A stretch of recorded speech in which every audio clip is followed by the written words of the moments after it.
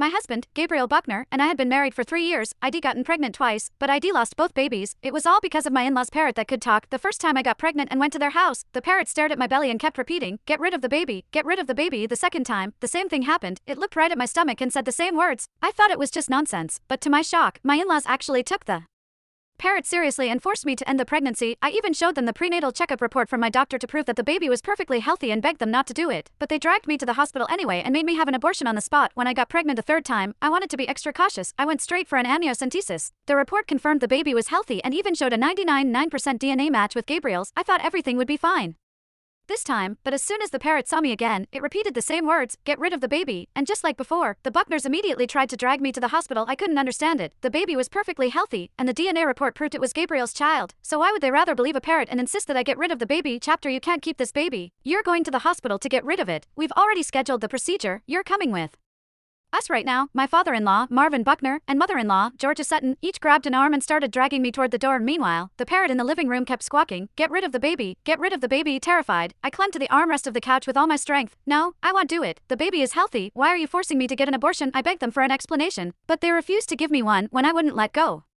Marvin pried at my fingers and scolded me harshly. "You're our daughter-in-law, stop with the nonsense. If we tell you to get rid of the baby, you have to get rid of the baby." As he pried off my last finger, my fear turned into unbearable anguish. I broke down completely, screaming through my tears, "The baby is healthy, and the report makes it clear that this baby carries the Buckner family's blood. So why on earth would you rather believe a parrot's nonsense and force me to get rid of my own baby over and over again?" This was my third pregnancy. The first time, I was only 5 weeks along when they heard the parrot say, "Get rid of the baby." They then dragged me straight to the hospital for an abortion, without a single word of explanation. The second time, I was a month along. They listened to that parrot again and forced me to get an abortion that very same day. Even then, they didn't bother explaining anything. I resisted both times. During the second time, I even showed them the prenatal report proving that the baby was developing normally, but they didn't even bother to look. This time, I waited until I was 3 months along. Then, I underwent an amniocentesis and a full series of tests. Everything proved beyond doubt that the baby was healthy and that its DNA matched my husband, Gabriel Buckner's. Only then did I tell Marvin and Georgia, yet their reaction was the same. They insisted that I terminate the pregnancy no matter what. The thought of losing this baby filled me with rage and despair. Was my third baby destined to be taken from me as well? Instead of answering my pleas, they kept dragging me toward the door. I wasn't strong enough to resist. In the end, they forced me outside. While we waited for the elevator, I begged them desperately, "Please, I'm begging you, this baby is innocent. You can't take its life away. That parrot is just an animal. Stop listening to it. Please, let me keep this baby." But even as I cried and dropped to my knees, they didn't waver.